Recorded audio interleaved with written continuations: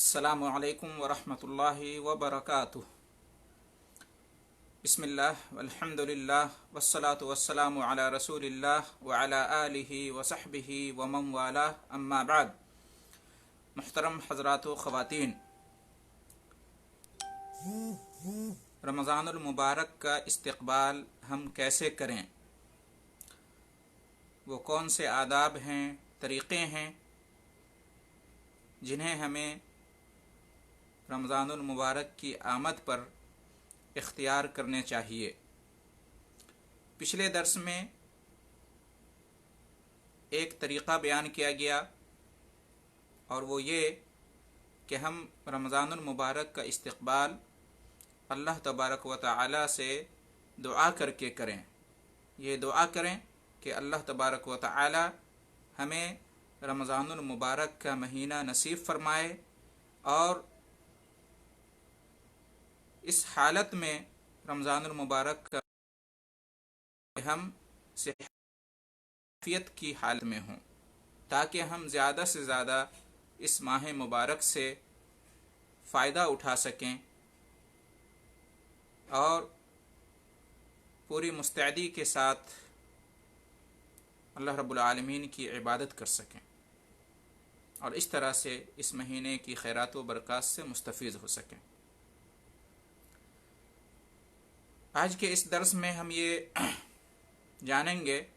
کہ رمضان المبارک کا استقبال کرنے کا ایک دوسرا طریقہ اور اس کے آداب میں سے ایک ادب یہ ہے کہ ہم سچے اور پکے ارادے کے ساتھ رمضان المبارک کا استقبال کریں، اس کا سواگت کریں۔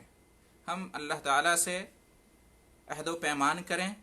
اور اللہ تعالیٰ کے سامنے سچا اور پکا ارادہ بنائیں کہ اس ماہ مبارک سے ہمیں فائدہ اٹھانا ہے۔ اس ماہ مبارک کے ایام کو، اس ماہ مبارک کے دنوں اور راتوں کو نیکی اور عبادات کے ذریعے سے آباد کرنا ہے، معمور کرنا ہے۔ اس ماہ مبارک سے جتنا ممکن ہو سکے فائدہ اٹھانا ہے، اس ماہ مبارک کو غنیمت جاننا ہے۔ تو ہمیں رمضان المبارک کی آمد پر اس طرح کا عزم کرنا چاہیے، پختہ ارادہ بنانا چاہیے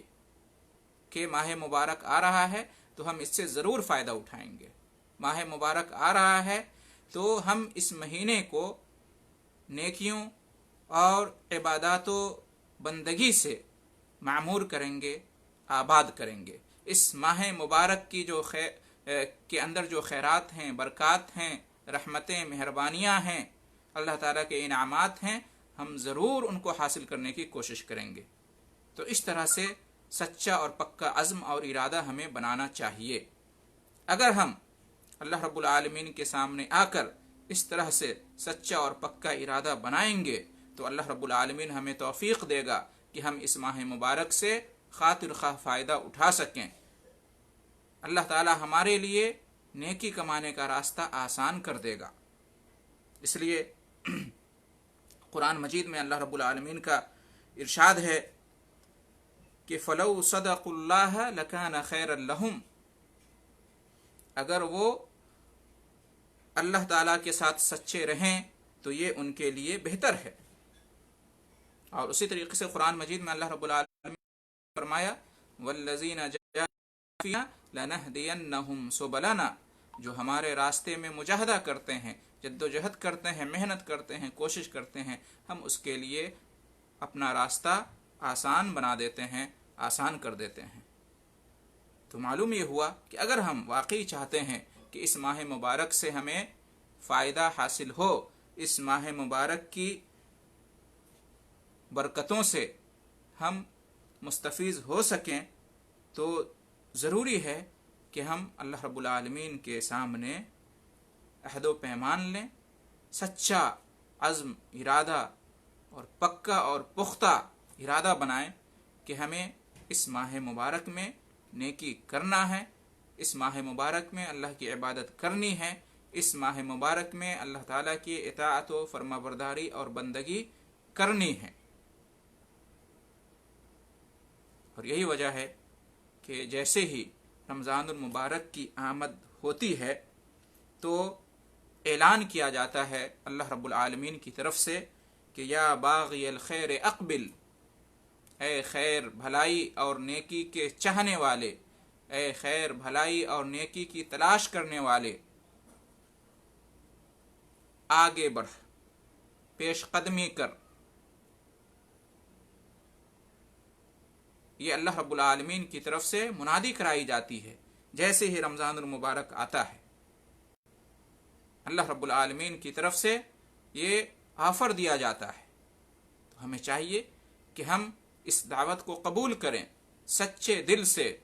پوری ہمت اور حوصلے کے ساتھ اللہ رب العالمین کی اس ندا پر ہم لبیک کہیں، ہم ارادہ بنائیں کہ ہمیں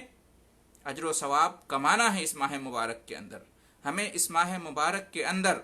نیکی کرنی ہے، اس لیے کہ یہ مہینہ جو ہے اجر و ثواب کمانے کا مہینہ ہے، یہ مہینہ جنت میں داخلے اور جہنم سے نجات پانے کا مہینہ ہے، یہ مہینہ گناہوں کی مغفرت کا مہینہ ہے، یہ مہینہ اللہ رب العالمین کی طرف سے نازل ہونے والی رحمتوں اور برکتوں کو پانے کا مہینہ ہے، اور ظاہر ہے ان سب کے لیے ضروری ہے کہ ہم نیکی کریں، اس مہینے کو اس طرح سے گزاریں جس طرح سے گزارنے کا اللہ تعالیٰ نے ہمیں حکم دیا ہے اور اس کے رسول صلی اللہ علیہ وسلم نے ہمیں عمل کر کے سکھایا اور بتایا ہے۔ تو رمضان المبارک کی آمد پر ہمیں چاہیے کہ ہم اس طرح سے عزم کریں، سچا اور پکا ارادہ بنائیں، تاکہ اللہ تعالیٰ ہمیں توفیق دے، تاکہ ہمارے لیے اللہ رب العالمین کی طرف سے آسانیاں پیدا ہوں۔ تو محترم حضرات، ہمیں عزم کرنا چاہیے، ارادہ بنانا چاہیے کہ اس ماہ مبارک کے اور اس ماہ مبارک کے تمام روزے تقوی حاصل کرنے کے مقصد سے اور اخلاص کے ساتھ اور سنت رسول صلی اللہ علیہ وسلم کے مطابق رکھیں گے۔ ہمیں یہ ارادہ، پختہ ارادہ بنانا چاہیے اور سچا اور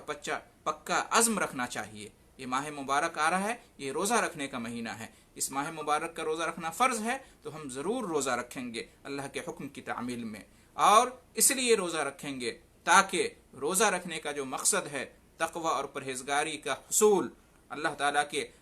احکام پر عمل کرنے اور اللہ تعالیٰ نے جن چیزوں سے روکا ہے اس سے رک جانے کی عادت اور ملکہ پیدا ہو جانا، تو اس مقصد کو حاصل کرنا ہے۔ اس ارادے اور نیت کے ساتھ ہمیں روزہ رکھنا ہے، اور اس کے لیے ہمیں ارادہ بنانا ہے ابھی سے، اور یہ کہ ہم روزہ رکھیں گے تو خالص اللہ کی رضا اور خوشنودی کے لیے روزہ رکھیں گے، اس لیے روزہ رکھیں گے کہ اللہ تعالیٰ اس پر اجر اور ثواب سے نوازے گا۔ اور یہ بھی ارادہ بنائیں کہ نبی کریم صلی اللہ علیہ وسلم نے جو طریقے، جو آداب سکھائے ہیں روزہ رکھنے کے، اس طریقے پر ہم روزہ رکھیں گے، اور روزہ رکھنے کے جو آداب ہیں ان آداب کو ہم ملحوظ خاطر رکھیں گے۔ تو اس طرح سے ہمیں ارادہ بنانا چاہیے۔ اسی طریقے سے محترم حضرات، ہمارا یہ عزم، یہ ارادہ بالکل پختہ ہونا چاہیے کہ ہم روزانہ 5 وقتہ نمازیں جماعت کے ساتھ ادا کریں گے۔ ابھی تو مسجدیں لاک ڈاؤن کی وجہ سے شاید بند ہیں اور مسجدوں میں جانے کی اجازت نہیں ہے، اور اہل علم نے بھی اسی طرح کی رہنمائی کی ہے، لیکن اس کے باوجود ہم چاہیں تو اپنے گھروں کے اندر جماعت کے ساتھ نماز پڑھ سکتے ہیں۔ تو ہم ارادہ بنائیں، یہ رمضان المبارک کے مہینے میں ہم 5 وقتہ نمازوں کی پابندی کریں گے۔ ہمارا رمضان کا مہینہ عام مہینوں کی طرح سے نہ گزر جائے کہ جس میں ہم میں سے بہت سارے لوگ نماز سے غفلت برتتے ہیں اور نماز کی پابندی نہیں کرتے ہیں، تو ایسا نہیں ہونا چاہیے۔ اگر ہم چاہتے ہیں کہ رمضان المبارک سے ہمیں فائدہ حاصل ہو تو روزہ رکھنے کے ساتھ ساتھ نمازوں کی پابندی کرنا بھی ضروری ہے، ورنہ روزہ رکھنے سے کوئی فائدہ نہیں ہوگا۔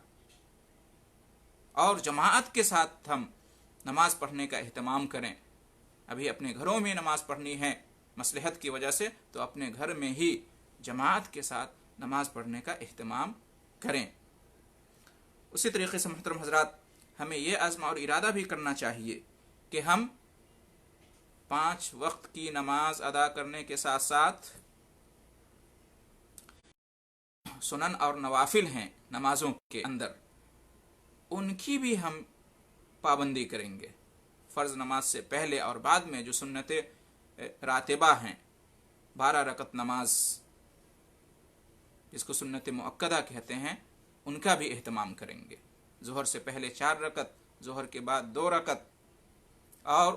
مغرب کے بعد 2 رکعت، عشاء کے بعد 2 رکعت، اور فجر سے پہلے 2 رکعت۔ فرض نمازوں سے پہلے اور بعد میں جو سنن راتبہ ہیں، سنت مؤکدہ ہیں، جو گرچہ فرض نہیں ہیں، نفل میں ان کا شمار ہوتا ہے، لیکن ہمیں اس کی بھی پابندی کرنی ہے، اس کا بھی اہتمام کرنا ہے، اس لیے کہ یہ مہینہ زیادہ سے زیادہ نیکی کمانے کا مہینہ ہے۔ اور بندہ اللہ تعالیٰ سے زیادہ قریب کب ہوتا ہے اور اللہ تعالیٰ کی محبت کب حاصل ہوتی ہے؟ جب بندہ فرائض و واجبات کے ساتھ ساتھ سنن اور نوافل کی بھی پابندی کرتا ہے، تو اللہ تعالیٰ کا محبوب اور مقبول بندہ بن جاتا ہے، اور پھر وہ اللہ رب العالمین یہاں مستجاب الدعوات بن جاتا ہے۔ اللہ تعالیٰ اس کی دعاؤں کو قبول کرتا ہے۔ کب؟ جب فرائض و واجبات کا اہتمام کریں گے، نمبر 1، اور پھر اس کے بعد سنن اور نوافل کا اہتمام کریں گے، جیسا کہ حدیث میں آیا ہے۔ اسی طریقے سے رمضان المبارک کی آمد پر ہمیں یہ عزم، یہ ارادہ پختگی کے ساتھ بنانا چاہیے اور کرنا چاہیے کہ ہم رمضان المبارک کی جو ایک پیاری سنت ہے، جس کی وجہ سے رمضان المبارک کا مہینہ جانا اور پہچانا جاتا ہے، تو وجہ سے رمضان المبارک کا مہینہ جانا اور پہچانا جاتا ہے عمومی طور پر، ایک رمضان کے روزے رکھنا جو کہ فرض ہیں، دوسرے دن میں روزے رکھنا اور رات میں تراویح کی نماز ادا کرنا۔ تو ہمیں چاہیے کہ ہم روزہ رکھنے کے ساتھ ساتھ نماز جو فرض نماز ہے اس کے ساتھ ساتھ تراویح کی نماز کا بھی اہتمام کریں، جس کو رات کی نماز کہا جاتا ہے، تہجد کی نماز کہا جاتا ہے، قیام اللیل کہا جاتا ہے۔ ہم اس کا بھی اہتمام کریں۔ یوں تو سال بھر ہمیں اس کا اہتمام کرنا چاہیے، نیک متقی پرہیزگار لوگوں کی یہ نشانی ہے، لیکن رمضان المبارک میں خصوصی طور پر اس کا اہتمام کرنا چاہیے کہ اس کی زیادہ فضیلت ہے۔ تراویح کی نماز ادا کرنا مردوں کے لیے مسجد میں جا کر جماعت کے ساتھ یہ زیادہ افضل اور بہتر ہے، اور اس میں زیادہ اجر و ثواب ہے، لیکن چونکہ ابھی مسجدیں بند ہیں یا مسجدوں میں جماعت کے ساتھ نماز پڑھنے کی اجازت نہیں ہے، جیسا کہ حکومت کی طرف سے اور اہل علم کی طرف سے رہنمائی کی گئی ہے، تو ہم اپنے گھر میں ہی پڑھیں اور کوشش کریں کہ جماعت کے ساتھ، اہل و عیال کے ساتھ، گھر والوں کے ساتھ جماعت کے ساتھ تراویح کی نماز پڑھیں۔ تو اکیلا بھی پڑھ سکتے ہیں، سنت نماز نفل نماز ہے، لیکن اگر جماعت کے ساتھ پڑھیں گے تو زیادہ افضل اور بہتر ہے۔ بہرحال جس طرح بھی پڑھیں، لیکن ضرور پڑھیں۔ سال میں کہیں توفیق نہیں ہوتی ہے قیام اللیل، تہجد کی نماز، رات کی نماز کی، تو کم سے کم رمضان المبارک میں تو ہم اس کا اہتمام کر لیں، اس کی پابندی کر لیں، اور اس کی بڑی فضیلت آئی ہے۔ انشاءاللہ فضیلتوں کا بیان بعد میں ہوگا، روزہ رکھنے کی فضیلت اور جو ہے نا تراویح کی فضیلت وغیرہ، انشاءاللہ اس کا بیان بعد میں کبھی ہوگا، لیکن اس کی بڑی فضیلت ہے، مغفرت اس سے حاصل ہوتی ہے، تو ہمیں اس کا اہتمام کرنا چاہیے۔ اسی طریقے سے محترم حضرات، رمضان المبارک کی آمد پر ہمیں یہ بھی عزم اور ارادہ بنانا چاہیے،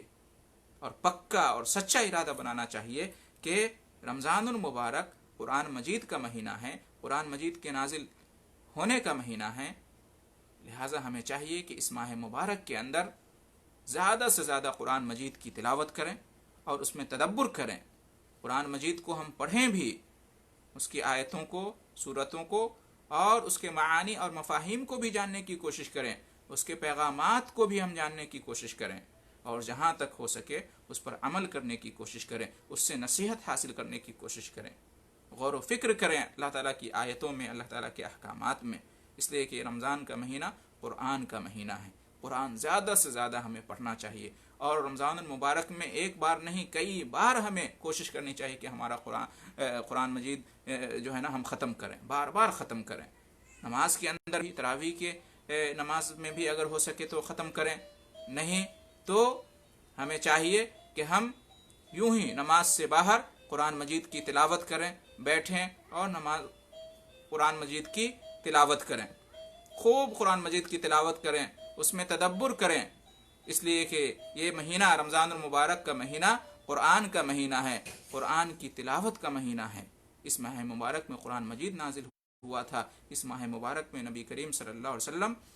قرآن مجید کا مراجعہ کیا کرتے تھے جبریل علیہ السلام کے سامنے. لہٰذا ہمیں چاہیے کہ قرآن مجید کے ساتھ ہم اپنا تعلق، اپنا رشتہ گہرا بنائیں، مضبوط بنائیں اس مہینے کے اندر. یہ مہینہ روزہ کا بھی مہینہ ہے، تراویح کی نماز کا بھی مہینہ ہے، اور قرآن کی تلاوت اور اس میں تدبر کا بھی مہینہ ہے. لہٰذا ہمیں چاہیے کہ ہم اس کا خوب زیادہ اہتمام کریں.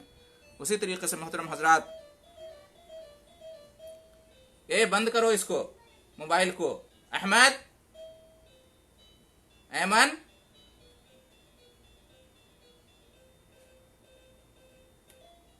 محترم حضرات، اسی طریقے سے ہمیں رمضان المبارک کی آمد پر یہ عزم، یہ ارادہ پختہ بنانا چاہیے کہ رمضان کا مہینہ اللہ تعالیٰ کے راستے میں، نیکی کے راستے میں صدقہ اور خیرات کرنے کا مہینہ ہے. تو ہم زیادہ سے زیادہ اس ماہ مبارک کے اندر صدقات و خیرات کریں، اللہ تعالیٰ کے راستے میں خرچ کریں، نیکی کے راستے میں خرچ کریں، ضرورت مندوں پر خرچ کریں، محتاجوں پر، غریبوں پر، مسکینوں پر، بیواؤں پر، یتیموں پر خرچ کریں. اور خاص طور سے اس سال جب کہ کورونا وائرس کی وجہ سے جو لاک ڈاؤن کر دیا گیا ہے، اور جس کی وجہ سے لوگوں کا کام دھندہ، کاروبار بند ہے، اور گھر میں لوگ بیٹھے ہوئے ہیں، نوکری پہ نہیں جا رہے ہیں، تو بہت سارے لوگ جو عام حالات میں جن کا کام اپنی کمائی سے چل جاتا تھا، اب جو ہے نا کمائی ان کے پاس نہیں ہے، تو بہت مجبور ہیں، بےکس ہیں. ہمیں خاص طور سے اگر اللہ تعالیٰ نے ہمیں نوازا ہے، اور جتنا نوازا اسی میں سے ہم کوشش کریں کہ ان کے اوپر خرچ کریں. کیوں؟ اس لیے کہ یہ مہینہ خرچ کرنے کا مہینہ ہے، انفاق کا مہینہ ہے. یہ مہینہ جب آتا تھا تو نبی کریم صلی اللہ علیہ وسلم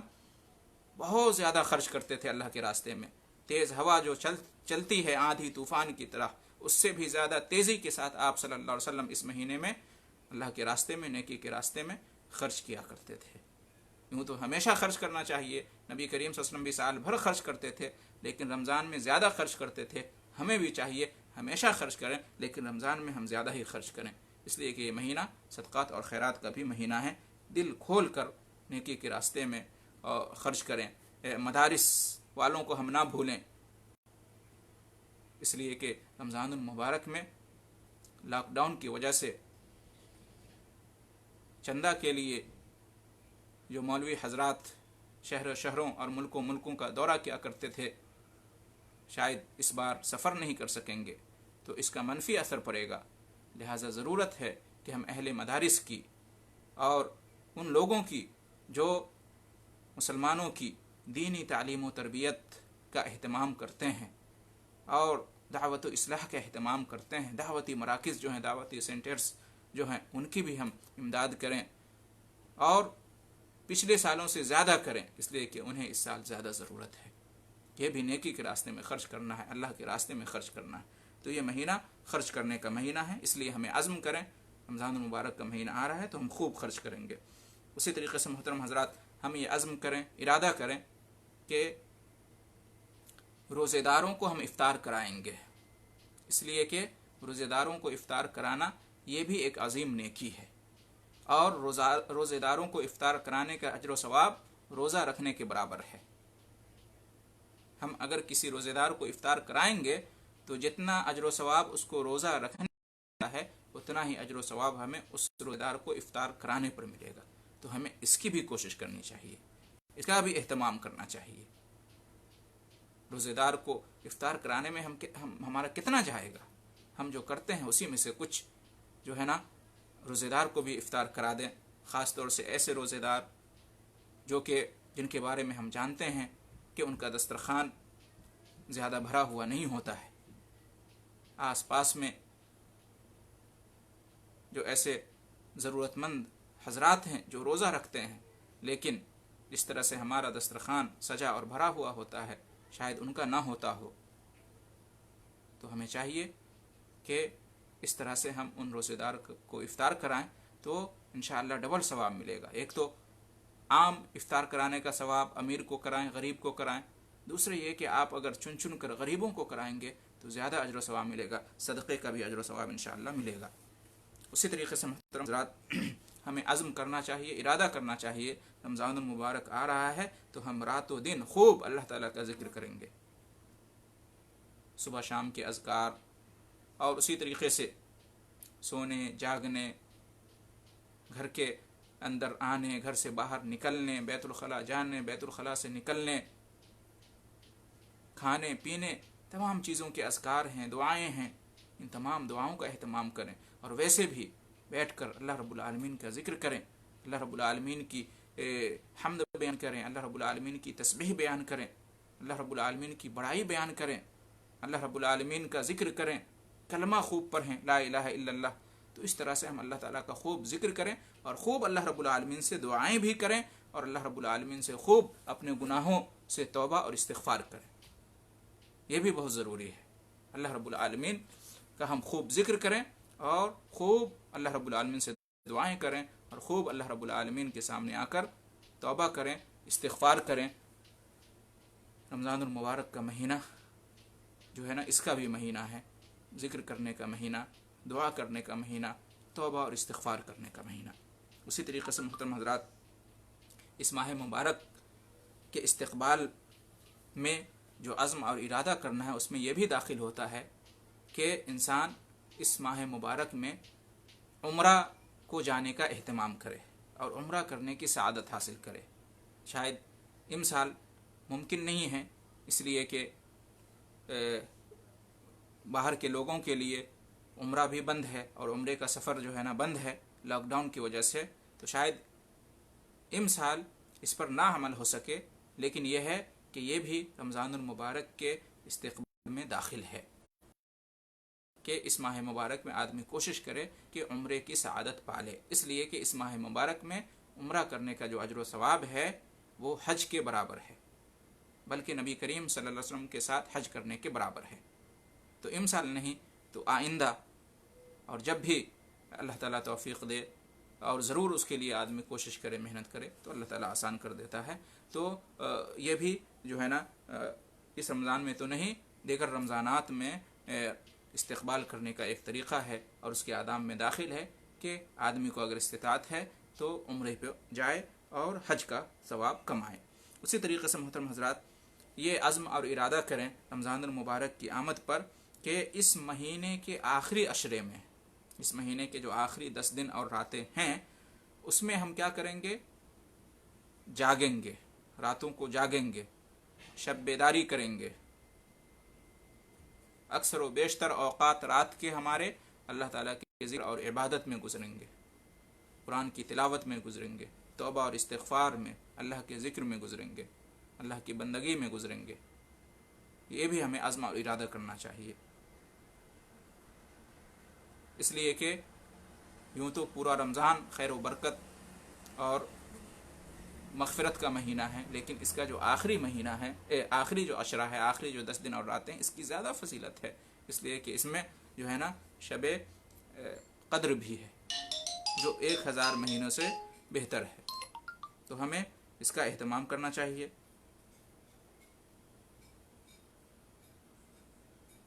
نبی کریم صلی اللہ علیہ وسلم کے بارے میں آتا ہے کہ جب آخری عشرہ آتا تو نبی کریم صلی اللہ علیہ وسلم اپنی کمر کس لیتے تھے، پوری تیاری کر لیتے تھے اللہ رب العالمین کی عبادت کرنے کے لیے، خود بھی جاگتے تھے راتوں میں اور اپنے گھر والوں کو بھی جگاتے تھے اور شب قدر کی تلاش کرتے تھے اور اللہ کی عبادت کرتے تھے، قرآن کی تلاوت کرتے تھے۔ لہٰذا ہمیں بھی اس کا اہتمام کرنا چاہیے اور اس کے لیے ہم ابھی سے عزم کر لیں، ابھی سے ارادہ بنا لیں۔ اسی طریقے سے محترم حضرات، ہمیں یہ بھی عزم اور ارادہ کرنا چاہیے کہ رمضان المبارک کے آخری عشرے میں اعتکاف کا ہم اہتمام کریں گے۔ اعتکاف بہت ہی پیاری سنت ہے نبی کریم صلی اللہ علیہ وسلم کی، اور اللہ رب العالمین کی عبادت کا بہترین طریقہ ہے، بہت ہی پیاری عبادت ہے۔ یہ بندے کے اخلاص کی دلیل ہوتی ہے کہ وہ اللہ تعالیٰ کے لیے اخلاص رکھتا ہے اور وہ اللہ رب العالمین کی اخلاص کے ساتھ عبادت و بندگی کرتا ہے، پورے 10 دن جو ہے نا وہ اللہ کی عبادت کے لیے وقف کر دیتا ہے۔ تو ہو سکے تو ہمیں اس کا بھی اہتمام کرنا چاہیے اور اس کے لیے ہمیں عزم اور ارادہ بنانا چاہیے۔ ویسے تو شاید مسجدیں بند ہوں لاک ڈاؤن کی وجہ سے، لیکن اگر گنجائش بنتی ہے تو مسجد میں جا کر ہمیں اعتکاف کرنا چاہیے۔ ایک آدمی اگر مسجد میں جائے یا 2-4 آدمی جائے اور سوشل ڈسٹینسنگ کا خیال رکھیں تو میں سمجھتا ہوں شاید اس کی اجازت مل جائے. تو یہ کوشش کرنی چاہیے، اس لیے کہ نبی کریم صلی اللہ علیہ وسلم جو ہے نا ہمیشہ اعتکاف کیا کرتے تھے رمضان المبارک کے آخری عشرے میں. اسی طریقے سے ہم ابھی سے عزم بنائیں، ارادہ بنائیں کہ یوں تو رمضان المبارک کا جو آخری عشرہ ہے پورا کا پورا ہمیں جو ہے نا اللہ تعالیٰ کی عبادت میں گزارنا ہے، اور خاص طور سے راتوں میں جاگنا ہے اللہ کی عبادت کے لیے. لیکن جو آخری 5 طاق راتیں ہیں، 21 کی، 23 کی، 25 کی، 27 کی اور 29 کی راتیں، ان راتوں کا ہم زیادہ ہی اہتمام کریں، اس لیے کہ انہی راتوں میں سے کوئی ایک رات ہے شب قدر. وہ کون سی ہے اللہ بہتر جانتا ہے، لیکن ہم 5 رات بلکہ پوری 10 رات ہم اگر جاگنے کا اہتمام کریں گے اور جاگ کر اللہ کی عبادت میں گزاریں گے، شب قدر ہمیں مل جائے گی. شب قدر کی فضیلت بھی ہمیں مل جائے گی، کیونکہ مغفرت والی رات ہے، برکت والی رات ہے، فیصلے والی رات ہے. تو ہمیں اس کا بھی اہتمام کرنا چاہیے اور ابھی سے اس کے لیے عزم اور ارادہ بنا لینا چاہیے. محترم حضرات، یہ جتنی بھی چیزیں گزری رمضان المبارک میں کرنے کے لیے اور ان کا ہمیں ابھی سے عزم کرنا ہے، ارادہ کرنا ہے، تو ایک بات یاد رکھیں کہ ان تمام نیکیوں کو، تمام عبادات کو، تمام اعمال کو ہم اللہ تعالیٰ کے لیے اخلاص کے ساتھ ادا کریں اور اللہ تعالیٰ سے اجر اور ثواب کی امید رکھتے ہوئے ان کو ادا کریں، اور ان تمام اعمال پر ایمان رکھتے ہوئے اور اللہ رب العالمین پر ایمان رکھتے ہوئے ان نیکیوں کو، روزے کو، نماز کو، تلاوت کو، صدقات اور خیرات کو، اور جتنی بھی نیکیاں گزری ہیں ان تمام کو ہم اس طرح سے ادا کریں کہ اس کے اندر اخلاص ہو، اللہ تعالیٰ کے لیے اجر و ثواب کی امید ہو اللہ سے، اور اس سے پہلے ہمارا ایمان ہو اللہ کے اوپر اور اللہ کی نازل کردہ شریعت اور اللہ کے لیے کیے جانے والے ان اعمال اور عبادات کے اوپر. اور اسی طریقے سے جیسا کہ پہلے بھی کہا، نبی کریم صلی اللہ علیہ وسلم کی سنت اور طریقے کی پیروی ہو اس کے اندر. ہم جو بھی کریں، دن ہو یا رات ہو، اللہ کی کوئی بھی عبادت ہم کریں، چاہے وہ نماز ہو، روزہ ہو، قرآن کی تلاوت ہو، صدقات و خیرات ہو، تراویح کی نماز ہو، اعتکاف ہو، کچھ بھی ہو، تو ہم پیارے رسول صلی اللہ علیہ وسلم نے جو طریقہ بتایا ہے، آپ صلی اللہ علیہ وسلم کی جو سنت ہم تک پہنچی ہے، اس کے مطابق ہم اس کو انجام دیں. اخلاص کے ساتھ اللہ کی عبادت کریں، ریاکاری نہ ہو، شرک نہ ہو اس کے اندر، اور اتباع رسول صلی اللہ علیہ وسلم کے مطابق ہم اللہ کی عبادت کریں. اس میں جو ہے نا بدعت کا کوئی شائبہ نہ پایا جائے. اس طرح سے ہم کریں گے تو ہماری عبادت قبول ہوگی، اور ہماری عبادات جو ہیں اس ماہ مبارک کی ہمارے گناہوں کی مغفرت کا اور گناہوں کا کفارہ، گناہوں کی مغفرت کا ذریعہ اور ہمارے گناہوں کا کفارہ بنیں گی، اور اس طرح سے جو ہے نا جہنم سے نجات اور جنت میں داخلے کا سبب بنیں گی. تو آخر میں ایک بار پھر عرض خدمت ہے کہ ماہ مبارک جو آنے والا ہے، اور بہت ممکن ہے کہ یہاں سعودی عرب میں جمعہ کے دن سے یا سنیچر سے روزہ اسٹارٹ ہو جائے، تو ہمیں کوشش کرنی چاہیے کہ رمضان المبارک کی آمد پر ہم سچا ارادہ بنائیں اور پختہ ارادہ بنائیں اور عزم کریں، پکا عزم کریں کہ ہمیں اس ماہ مبارک سے فائدہ اٹھانا ہے، اور اس ماہ مبارک کا جو حسین موسم ہے، پیارا موسم ہے، نیکوں کا موسم ہے، تو اس کو ہم واقعی نیکی کر کے آباد رکھیں گے، اور ہم اپنے آپ کو اس قابل بنائیں گے عملی طور پر کہ اللہ رب العالمین ہمیں بخش دے، ہمیں جہنم سے نجات دے، ہمیں جنت میں داخلہ فرما دے. ضرور ہم اور آپ اس کی کوشش کریں گے، اور اسی عزم اور ارادے کے ساتھ ماہ مبارک کا، رمضان المبارک کا استقبال کریں گے. اللہ تعالی ہم سب کو توفیق بخشے، آمین. وآخر دعوانا ان الحمد للہ رب العالمین، وجزاکم اللہ خیر الجزاء.